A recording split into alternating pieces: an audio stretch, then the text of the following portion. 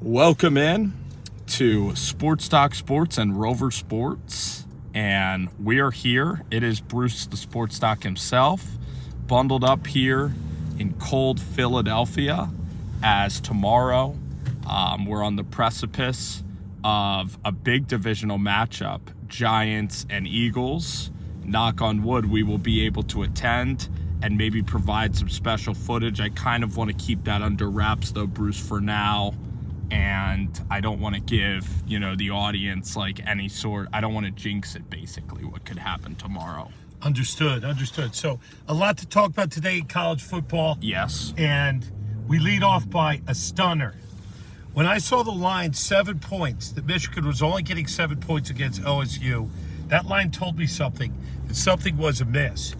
Because OSU has been dominant. They destroyed Michigan State. And today in the big house, the Big Blue of Michigan, the Maze, had one of the epic victories, and Michigan fans were in tears. Jim Harbaugh actually smiled. That's the news of the day. And I believe his name was Henning, had 5 touchdown runs. Haskins, same name. Yeah. Haskins had 5 touchdown runs for Michigan, and it was a stunning, surprising, huge Big Ten victory. Your thoughts? My thoughts, it really is stunning. It's not only stunning for Michigan, but it's stunning to Ohio State in the college football world. You talk about Clemson and Ohio State, and they were up there amongst the powers of the Final Four, being Alabama, Clemson, and Ohio State. And this year, Ohio State lost to Oregon earlier in the year, and they've kind of have flown by playing great offensive football and really winning games decisively by 2 scores or more. C.J. Stroud, Smith-Ajigba. You look at Garrett Wilson and Chris Olave. This is one of the greatest wide receiver cores in all of college football history, and I believe that next year C.J. Stroud might be the number 1 or number 2 pick in the draft. So you look at how explosive this Ohio State offense is, and for Michigan, they haven't I think since the turn of the century, they've only beaten Ohio State 1 time. And for Jim Harbaugh, this was the game that evaded him. A lot of times Michigan would have these 10-1, 11-0, 9-2 type seasons, and then when the rubber met the road, they would lose that game to Ohio State. This is a changing of the guard a little bit in college football. You're seeing now the spread offenses kind of getting slowed down by cycles of recruiting. You're seeing now smaller cornerbacks with more speed able to guard against the spread. And also, since Ohio State plays kind of a Chip Kelly-like spread up-tempo offense, Bruce, in the trenches, that was an area of Ohio State that got exploited against Oregon. And today, the trenches, I did not see Michigan manhandling Ohio State. They ran for 250 yards. Ohio State only ran for 80 yards. Well, that's certainly the key. And everybody knew about the big defensive ends of Michigan. Yes. And also the offensive line. So Aiden Hutchinson. They did win in the trenches. Yes. And this game, there was inclement weather. There was everything. There was snow, rain, and sleet. And it seemed like this Michigan team... And a huge crowd, I might add. And an incredible crowd with field. Everybody with those yellow pom-poms. So if you want to watch that game back, you'll see. I'm not the biggest Michigan fan, but I was very happy to see this victory because every dog has his day. And today, it was Michigan's turn to beat the Buckeyes. And also, you look at Michigan, too, and what the lesson of today showed you is perseverance. And Jim Harbaugh, throughout his tenure at Michigan, he was one of the highest paid coaches in all of college football. He came from the 49ers where and you look at that 49ers roster of Vernon Davis, Frank Gore, Colin Kaepernick, guys like that. They made it and played the Ravens in the Har Bowl, where he played his brother. So he was a really good NFL coach, and then he came back to Michigan. Everybody thought it was a slam dunk hire, but then Ohio State has exploited Michigan. Michigan would lose to Penn State. So Harbaugh was an 8-4 style coach. Last year was a really tough year. Harbaugh's job was kind of in jeopardy heading into this season. What he found was Aiden Hutchinson, a top 5 defensive pick on the edge, like you alluded to, who's from Michigan. You also have that guy from Nigeria, who's a defensive lineman. That's also tremendous. But Cade McNamara is the difference. Reno, Nevada, 4-star quarterback, brings an edge, brings organization to the offense. They hire Josh Gaddis. And then Jim Harbaugh also fired longtime defensive coordinator Don Brown, who was getting up into his 70s, and they brought in youth with Mike Macdonald. Mike Macdonald's 34 years old. He was an assistant on the Ravens. He's their defensive coordinator, so he's kind of the next star in coaching in the game of football, Bruce, is this Mike Macdonald, who's only 34, and he's leading this Michigan defense now. They're playing faster, but it shows you about perseverance, because Michigan, they had a lot of chances to get rid of Jim Harbaugh. They had a lot of chances to try to buy him out. You know, he was doing solidly, but he's never really won the big bowl game. He's never gotten to a Big Ten championship. They waited. They kept building the thing. They made a few adjustments, and now Harbaugh and the patience gets rewarded. It's kind of a beautiful story. Sure is. Next week, you'll see the Iowa Hawkeyes against the Michigan Wolverines in Indianapolis in a neutral field. Lucas Oil Stadium, certainly a great spot. You and I have been there many times. And also, we have to mention our dear friend, Dr. Alec Lewis, a lot of Wisconsin people, your first cousin, Julia Grossinger, all got stunned today when PJ Fleck and the Minnesota Golden Gophers basically tore their heart out today. And by beating Wisconsin, they knocked Wisconsin out of the Big Ten championships. There's a lot of long faces here in the family. Yeah. But Iowa Hawkeyes, I was very steady. Minnesota and PJ Fleck. I mean, I've been a fan of the Golden Gophers, and I think that this is a really exciting time for Iowa and Minnesota together. It's rare that Iowa roots for Minnesota, but go ahead, Bruce. So, obviously, Minnesota's going to make a bowl game. PJ Fleck is going to do so. Even though they lost their best running back in the first game of the season toward ACL. Yeah. And also, we have to talk about a great Iron Bowl. The only time the Iron Bowl has gone into overtime. And just trying to get some light on this topic, but maybe not that easy. That's even worse. Now you're completely... Sorry, we're having a lunar eclipse dark. here, but hopefully the content is so riveting it doesn't matter. That you'll you would stay. listen to this in a podcast.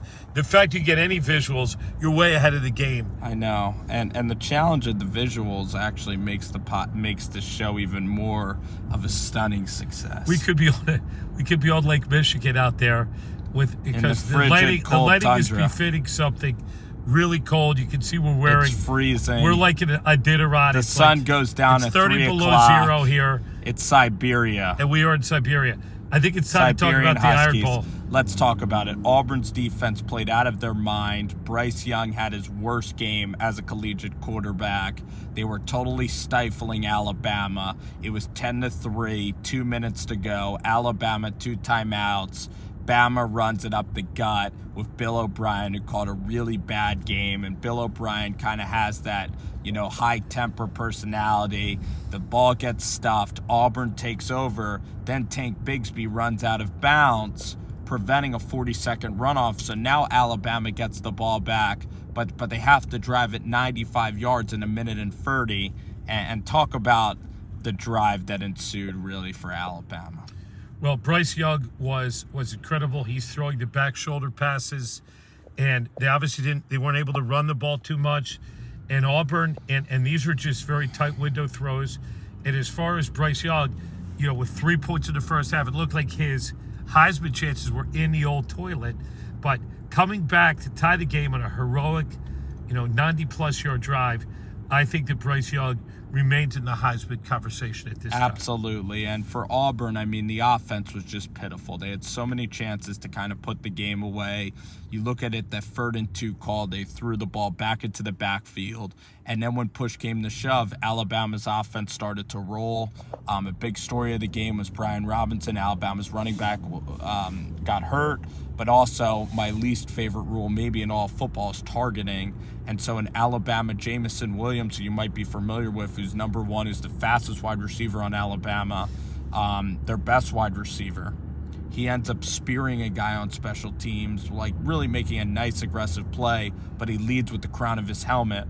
And so your offensive wide receiver then gets ejected for the whole game. It's devastating for Jamison Williams, who might be going to the NFL, that he dreams of playing in the Iron Bowl as a transfer, and that is cut short due to a stupid rule like targeting.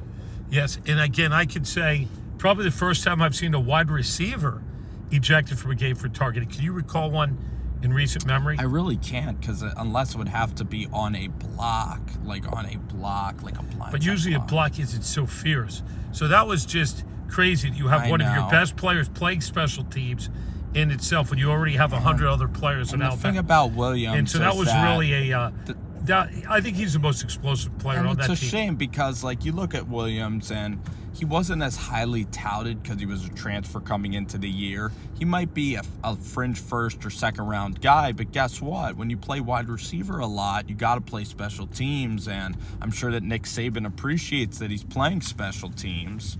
And it's just sad, like, he puts his body on the line for playing special teams, but now that's certainly going to get questioned, actually, with Nick Saban, is why is your best offensive weapon playing special teams? But it shouldn't be that way. It's just because of the dumb targeting. It's a dumb targeting Because rule. in the NFL, you can play special teams fine. And I doubt Williams could really hurt anybody. He's a tall, thin guy. Yeah. I'm sure he didn't really hurt him. So I just think it's so funny that in college, 95% of the rules are better. Like, there's no real roughing the passer. You can kind of bring guys to the ground. The hitting is harder, but the targeting rule is just such a so extreme. It's also very unforgiving, where you literally throw a guy out of a game. He makes one mistake, and he could be your best player like Williams. Yes. And in a split second, he's out of the game, and there's really no discretion. If they decide it's targeting, there's no discretion on the part of the referees to determine whether or not you guys should be thrown out. So that's a terrible rule. So what ended up happening, Bama wins it in 4 OTs. They go to the 2-point like shootout version. We could debate that version if it's hokey or not on another show. But Alabama wins, and they set up now the game against Georgia. Alabama now, they look like they have some real weaknesses because the 6-5 Auburn team pushed them. But guess what? It's still Bama and Georgia next week, Bruce, for the SEC title as we look forward to the playoff. That's going to be a tremendous game. I think the two best teams, despite the fact that Bama has its ups and downs this year, I believe that this is going to be the game of the year.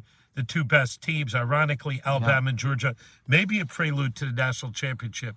I think a real classic as T.J. Finley was hobbling around, one-handed catches in overtime, a great game, but Alabama survives during the extra time with the shootout version, an Iron Bowl classic, even with a down Auburn team. But that's it for Sports Doc. Go ahead, Bruce. Yes, I'm going to give everybody a little bit of a teaser.